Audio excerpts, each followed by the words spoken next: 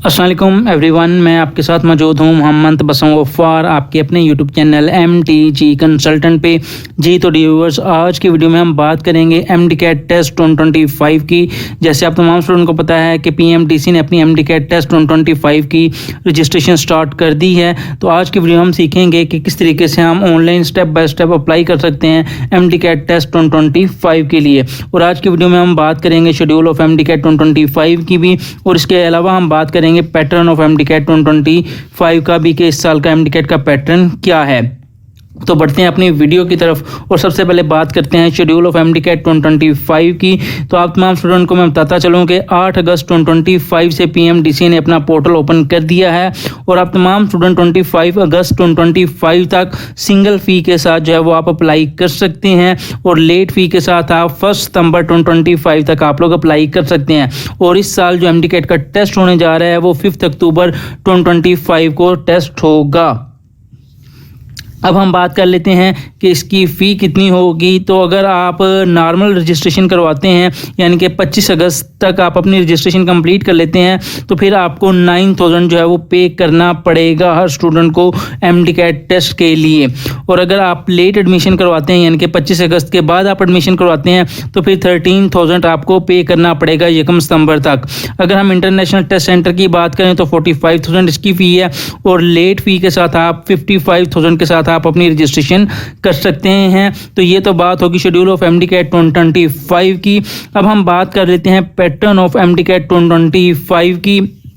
तो इस साल जो है वो MCQs पहले से कम कर दिए गए हैं। पहले 200 MCQs होते थे MD-CAT के टेस्ट में। इस साल जो है वो 180 MCQs होंगे MD-CAT टेस्ट के अंदर, जिसमें जो सब्जेक्ट डिस्ट्रीब्यूशन है, बायो के 81 MCQs होंगे, केमिस्ट्री के 45, फिजिक्स के 36, इंग्लिश के 9 और लॉजिकल रीजनिंग के भी 9 MCQs होंगे आपके पास। इस तरीके से ये टोटल 180 MCQs होंगे। और अगर हम इसके डिफ़िकल्टी लेवल की बात करें तो इसमें ईजी 50% होगा, मॉडरेट 70% होगा, और जो डिफ़िकल्टी लेवल होगा वो 15% होगा। तो ये तो बात होगी पैटर्न ऑफ MD-CAT 2025 की। अब हम बात कर लेते हैं कि किस तरीके से आप MD-CAT टेस्ट 2025 के लिए ऑनलाइन अप्लाई कर सकते हैं उनके पोर्टल के ऊपर जाके। तो सबसे पहले आपने इस लिंक के ऊपर जाना है mdcat.pmdc.pk/account/login। तो ये अकाउंट आपको वीडियो के डिस्क्रिप्शन में भी मिल जाएगा, ताकि आप इजीली जो है PMDC के पोर्टल पे जा सकें। तो जैसे ही आप ये पोर्टल का लिंक एंटर करेंगे तो आपके सामने एक इस तरह का डिस्क्रिप्शन जो है शो हो जाएगा। यहाँ पे आपने डायरेक्ट लॉगिन नहीं करना बिल्कुल भी। आपने सबसे पहले अपने आप को रजिस्टर्ड करना है।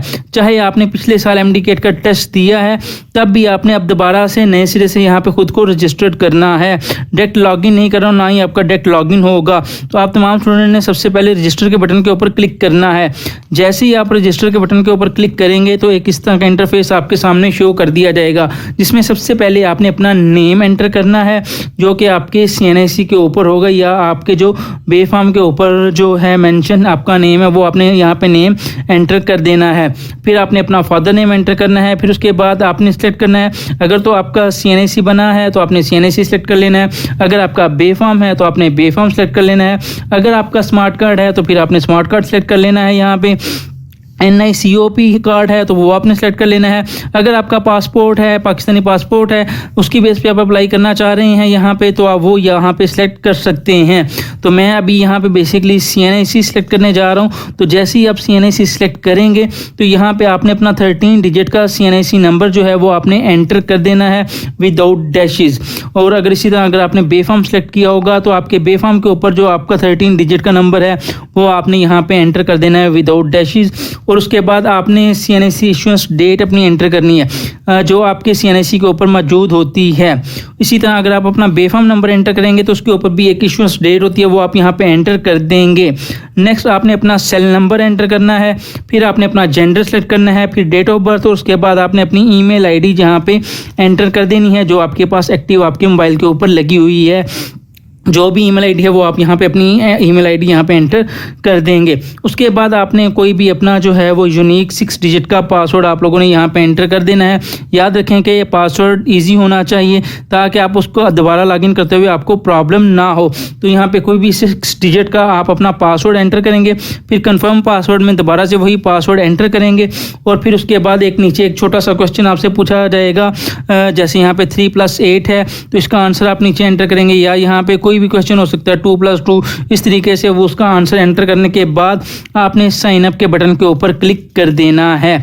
यहाँ पे आपका जो साइन अप वाला प्रोसीजर था वो कंप्लीट हो चुका है, यानी कि आपने अपने आप को पीएमडीसी के पोर्टल के ऊपर रजिस्टर कर लिया है।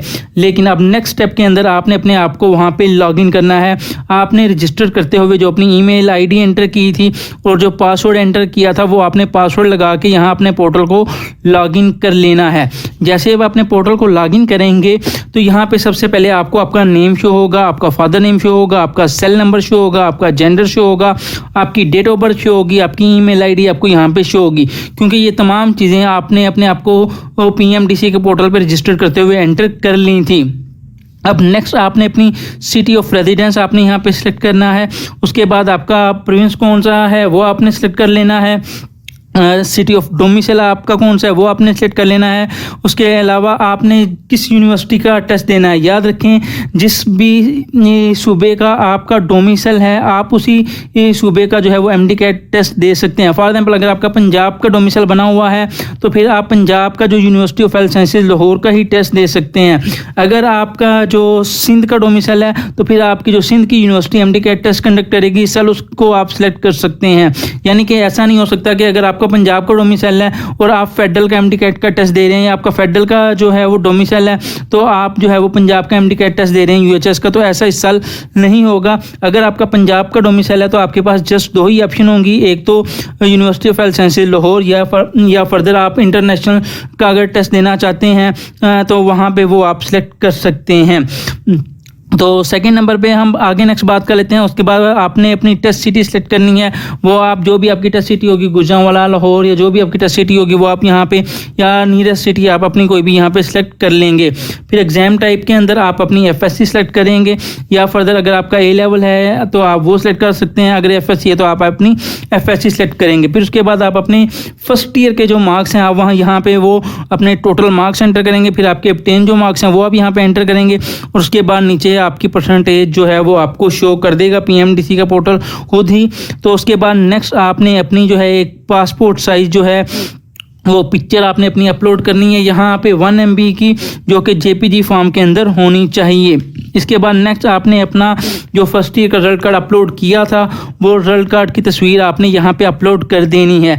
नेक्स्ट आपने अपने CNAC की तस्वीर अपलोड करनी है जो कि पीएमडीसी ने डिमांड की हुई है। यहाँ पे या तो आप अपने CNAC की तस्वीर अपलोड कर सकते हैं या NICOP की, या जो स्मार्ट कार्ड आपका है बना हुआ है तो उसकी तस्वीर अपलोड कर सकते हैं। अगर आपके पास पासपोर्ट है तो उसकी भी आप तस्वीर अपलोड कर सकते हैं, पाकिस्तानी पासपोर्ट की भी। ठीक है जी। तो अगर इनमें से चारों में से जो भी चीज़ आपके पास अवेलेबल है उसकी तस्वीर आप यहाँ पे अपलोड कर सकते हैं। नेक्स्ट आपने लास्ट पे जो अपना डॉक्यूमेंट अपलोड करना है वो आपका डोमिसाइल है, उसकी तस्वीर भी आप लोगों ने लाजमी जो है वो यहाँ पे अपलोड करनी है।